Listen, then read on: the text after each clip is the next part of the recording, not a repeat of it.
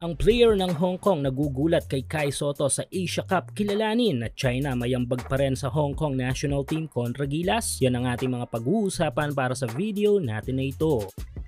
So kahapon ay napag-usapan natin na magiging laban ng ating national team kontra sa malakas na kupunan ng Tall Blacks. At ngayon tulad ng sabi ko ay atin namang pag-uusapan na magiging laban natin kontra sa national team ng Hong Kong. Yes, tila hindi balanse ang usapin para sa second FIBA window ng ating national team kasi mas maraming interesado at nakatuon ng atensyon sa national team ng New Zealand. Tulad na napag-usapan natin sa video kahapon ay dahil nga bukod sa mas malakas na team ito ay mas malaking bagay para sa atin kapag nasilat natin sila sa isang laban. History yun na may hindi ba? Kaya naman ang laban natin kontra Hong Kong national team ay nasa-set aside dahil paniniwala ng karamihan ay sure win na ito at tila maliit na bagay lamang para sa atin. Well, dito na papasok ang katagang huwag pakampante. Yes, tulad ng sikat na salita sa larangan ng basketball ay bilog ang bola, hindi ba? Hindi natin malalaman kung kailan papasok ang salitang upset sa kahit anong laro. Kaya naman kailangan din nating bigyan ng pansin ang Hong Kong national team dahil maliban sa paunti-unting improvement nila sa laro ay may ilang mga paghahanda silang posibleng gumulat sa atin sa mismong laban. Since 2003 hindi pa nananalo sa atin ang Hong Kong national team sa laro. At sa naging huling tapatan natin para sa first FIBA window ay tinambakan natin ang mga ito na mahigit isang buwang tambak. Pero grabe ang puso ng team na ito dahil even though hopeless na sa game ay may mga ilang manlalaro pa rin ang mga ito na talagang pumapalag sa laro. At ang mga manlalaro din na ito ang idadala nila sa magiging laban natin. May 4 na manlalaro ang Hong Kong na nag-standout kontra sa Gilas. Ang una na nga dito ay ang kanilang matinik na guard na si Oliver Su. Sobrang efficient nito sa game noon kung saan ay in and out ay nakakapagbigay ito ng magandang opensa sa Hong Kong. May rating na 8 si Oliver Su sa efficiency kontra Gilas.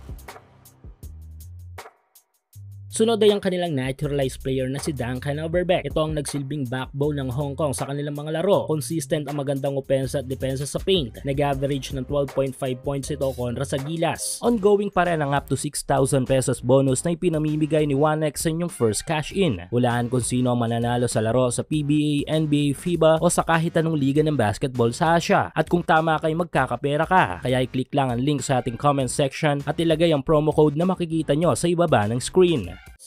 Sunod ay si Lang Tak Soy ang nagbigay challenge sa ating mga big sa laban na yon kung saan ay may tangan na 5.5 rebounds average per game.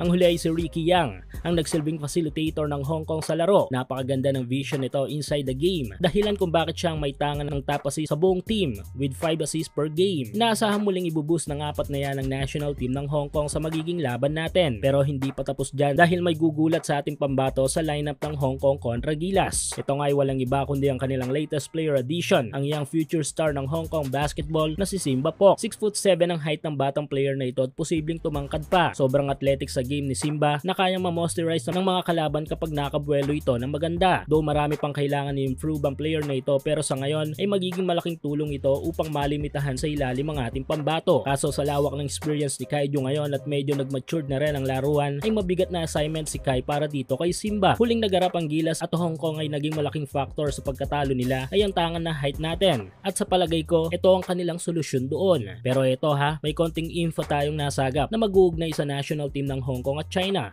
Dahil nito lang ay may naging event ang Hong Kong related sa kanilang basketball scene. At isa sa mga pangunahin nilang bisita ay walang iba kundi si Yao Ming, ang former president ng basketball ng China. At dito ay makikita ang pag-abot suporta ng China para sa basketball system at sa national team ng Hong Kong. Na posibleng ugat pa rin ang natatagong galit sa atin ng mga ito sa pagsira natin sa kanilang reputasyon sa international basketball scene. Kaya abangan natin ang magiging laban ng Gilas sa China Este Hong Kong sa November 24 para sa second FIBA window.